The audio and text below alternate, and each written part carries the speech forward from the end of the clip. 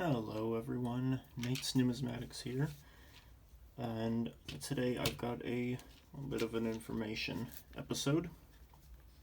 We're going to be looking at a few different errors that I have.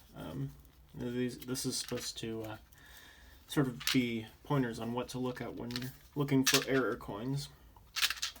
So I do have a little bit of a collection here. Errors aren't my main focus, but I do have a few that I keep in these old special mint sets, and I just keep them in here because they're nice little presentation cases.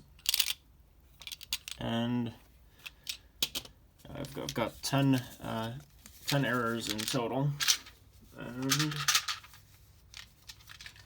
I'll just be pointing out different things to look out for when you're looking for error coins.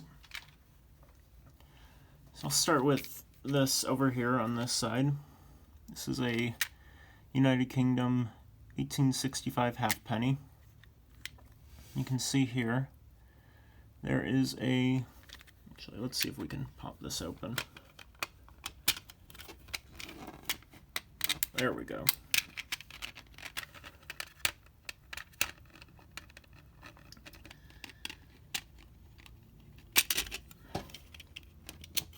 Here we are. And just like that, much easier to see. So you can see there's a little strip of metal almost missing from the coin. This is called a lamination error.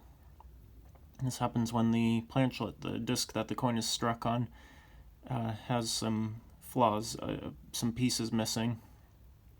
You can see, like with that eye there, the design is still struck into the coin, but the surfaces are missing. The back of the coin is just as normal. So that's a lamination error.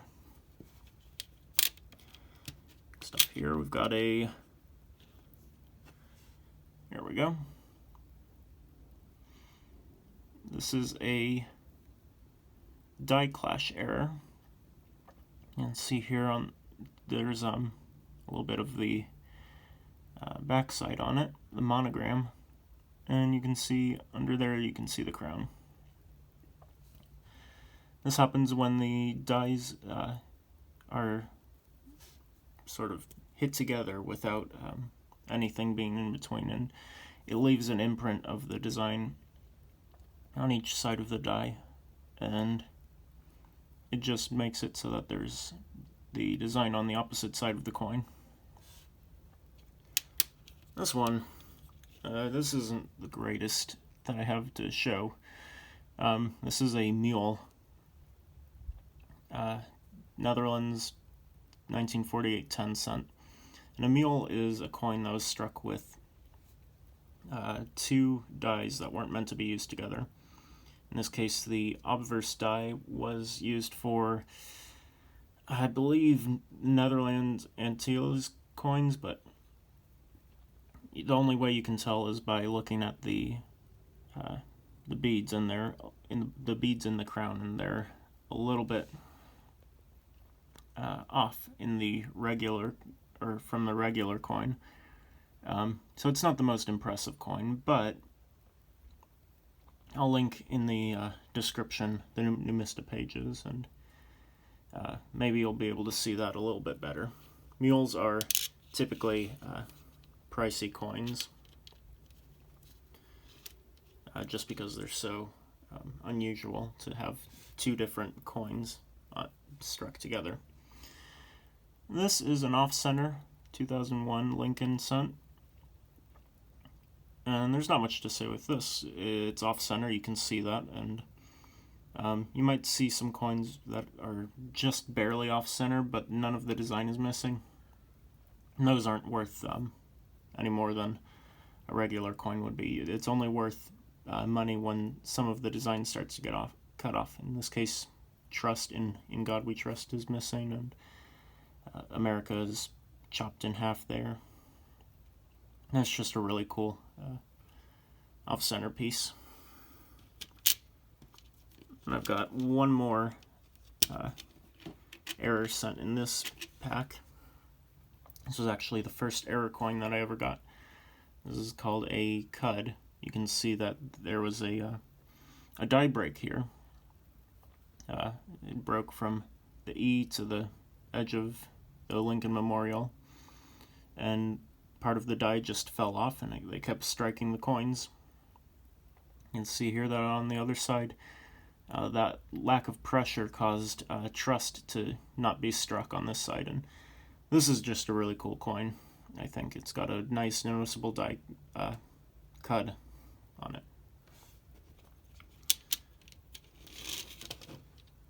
And here we go. Let's try to open this up so I can show the other coins. This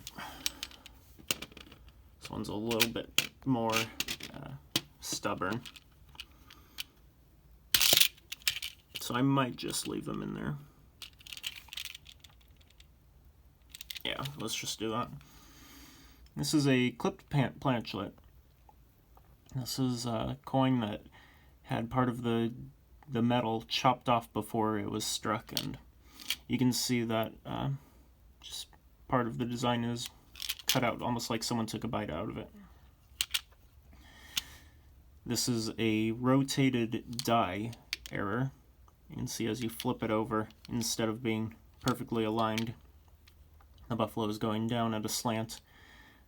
And these coins aren't too uncommon, especially on older coins, for them to be a few degrees off. Really, the big money comes once they're 90, 180 degrees off the way they should be. But they're still cool coins, nonetheless. This is a... Here, let's zoom in real quick. This is a fairly common one as well. This is a Colombian Centavos, and it has some die cracks. This is similar to the cud error penny that I showed, in that the die is just cracking over there. I really want to see if I can get this open, because it's a little bit hard to get to show through the plastic. But alas, looks like it's being stubborn. I'll see if I can grab pictures of this and put this in the description, but... Oh, there you go. You can see that really well there. From the U in Republic to the center and going out below the wreath. This is a capped die error. This happens when a coin is struck improperly, and it sort of molds to the die, and the coin itself becomes part of the die and continues to strike coins. This one is really nice. I think it actually looks like it's a 1990s, but the design is so gone that you can't even tell the date, which I think is pretty cool. And this one was one of my first sort of big finds. This is a... Geez, I really wish this would come open. It's hard to show. Let's see if I can get this real quick. And if not, I'll just deal with it. Oh, here we go.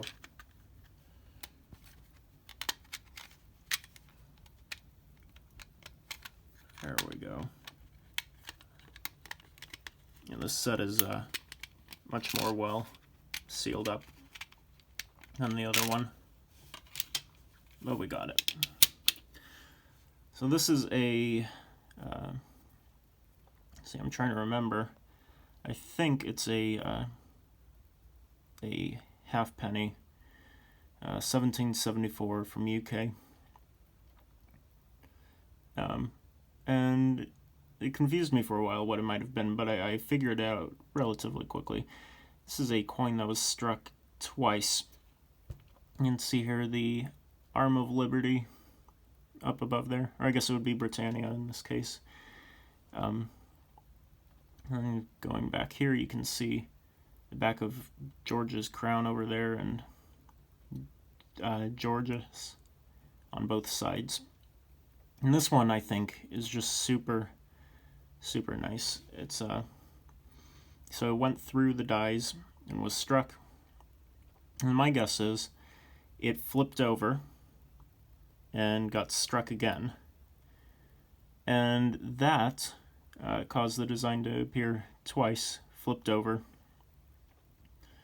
And normally a double strike is like just struck and struck again, and you can see the design a couple times like this, just offset from each other. But in this case, it's entirely flipped around, which I think is adds a lot of, well, for lack of a better word, wow factor to it. And it's just really neat. And let's get this Colombian coin out of here. There we go. You can see it's got some nice green, a little bit of purple toning. And you can see really well the die cracks there now. And the back is, it has a few cracks as well, in a V shape, similar to the front. Finally, not really an error, but this is something neat. This is a bow tie clip. And this just was in between this is what the planchlets are struck out of. In this particular case, it's from a nickel, and you can see there it fits well with the nickel. And this isn't really an error, but it's something I believe that the US Mint sells to one specific dealer, and they get out. Don't quote me on that though, but it's just a really cool bow tie clip. Sometimes you can find them in old mint bags, which is pretty uncommon. Anyway, that's about it for today. I just wanted to show some of the errors. I know sometimes people want to know if a coin they have is an error coin, and if so, how much is it worth? Can they retire early? Stuff like that. And I just thought this would be useful for people to see what sorts of things to look out for, what sort of things are desirable with error coins. And that way, it can save them a little bit of asking around.